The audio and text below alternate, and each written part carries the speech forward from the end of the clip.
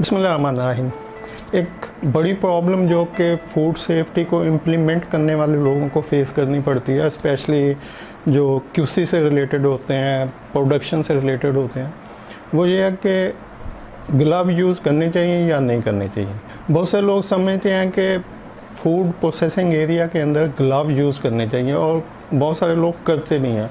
लेकिन जब हम इसकी लीगल और सोशल वैल्यू को देखते हैं तो क्या ग्लव यूज़ करने चाहिए या नहीं करने चाहिए, तो लीगली ग्लव यूज़ करने की कोई कंडीशन नहीं है। मतलब लीगल रिक्वायरमेंट्स में ग्लव यूज़ करने की कोई ऐसी ऑप्शन नहीं बताई गई कि ग्लव यूज़ करने चाहिए उन लोगों को जो कि फूड प्रोसेसिंग एरिया में काम कर रहे हैं, किचन में काम कर रहे हैं।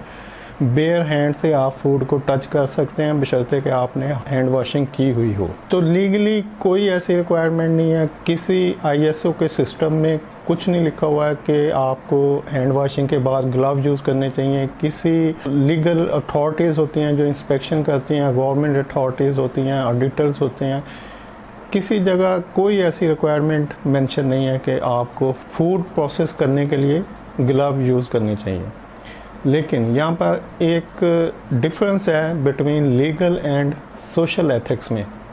लीगली चूँकि इसमें कोई रिक्वायरमेंट नहीं है, जैसे जो वर्ल्ड हेल्थ ऑर्गेनाइजेशन है उसकी वेबसाइट को देख लें, एफडीए जो फूड ड्रग एडमिनिस्ट्रेशन की वेबसाइट है यूएसए की, उसको देख लें। मतलब जो भी उसके बाद जितनी भी आईएसओ जो कि HACCP food safety related, GFSI global food safety initiative, इन सब की वेबसाइट के ऊपर अगर आप जाएं तो किसी जगह पे ग्लव की रिक्वायरमेंट नहीं लिखी हुई। मतलब लीगली ग्लव्स को यूज़ करने की कोई रिक्वायरमेंट नहीं है। लेकिन जब हम सोशल साइड पे जाते हैं, जब हम गुड प्रैक्टिसेस की बात करते हैं, गुड एथिक्स की बात करते हैं, तो वहाँ पे ग्लव को यूज़ करना एक बेहतर प्रैक्टिसेस में आता है। यानी गुड प्रैक्टिसेस में, गुड हैबिट्स में ग्लव यूज़ करना एक उसको काउंट किया जाता है कि अगर आप ग्लव यूज़ कर रहे हैं तो ये आप गुड प्रैक्टिसेस को इम्प्लीमेंट कर रहे हैं। इसकी एग्जांपल ये है कि अगर आप किसी मीट शॉप पे जाते हैं, किसी स्वीट शॉप पे जाते हैं, या किसी भी ऐसी जगह जहाँ पे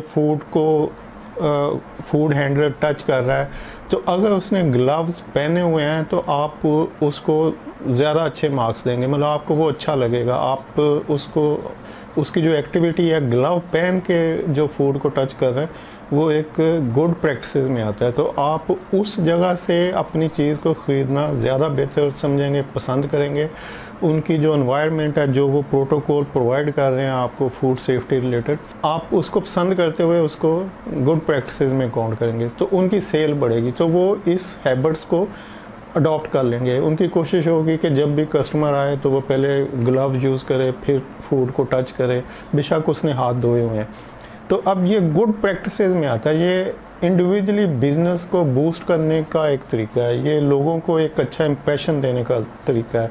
जहाँ पे लोग बहुत सारी डेकोरेशन उन्होंने की होती है, शॉप की बहुत सारी दूसरी चीज़ें क्लीनिंग की मेंटेन की होती हैं, डेकोरेटेड मेंटेनेंस की होती है, एसी लगे होते हैं, मतलब बहुत सारा कुछ उन्होंने अपनी प्रोडक्ट को सेल करने के लिए उनकी कॉस्ट आ रही होती है। तो वहाँ पे ग्लव्स के लिए एक छोटी सी स्मॉल अमाउंट अगर खर्च हो जाए तो उनको कोई नुकसान नहीं है, लेकिन इसका जो इम्पैक्ट आता है कस्टमर पर वो बहुत बड़ा आता है। तो अब यहाँ पर ये गुड प्रैक्टिसेस की बात है। मतलब ग्लव यूज़ करना गुड प्रैक्टिसेस में काउंट होता है, लेकिन ग्लव यूज़ करना या ना करना लीगली इसकी कोई रिक्वायरमेंट नहीं है। किसी भी एजेंसी, अथॉरिटी, ऑडिटर की तरफ से ऐसी कोई बाउंडिंग नहीं है। अगर कोई बंदा आपको बेवकूफ़ बनाने की कोशिश करे, कोई ऑडिटर, कोई कि जी आप ग्लव यूज़ नहीं कर रहे, तो उससे पूछें कि भाई किस जगह लिखा हुआ है, कौन सी अथॉरिटी ने कहाँ पर मेंशन किया है, कहाँ पे ऐसी कोई लीगल बाउंडिंग है कि जी ग्लव यूज़ करें।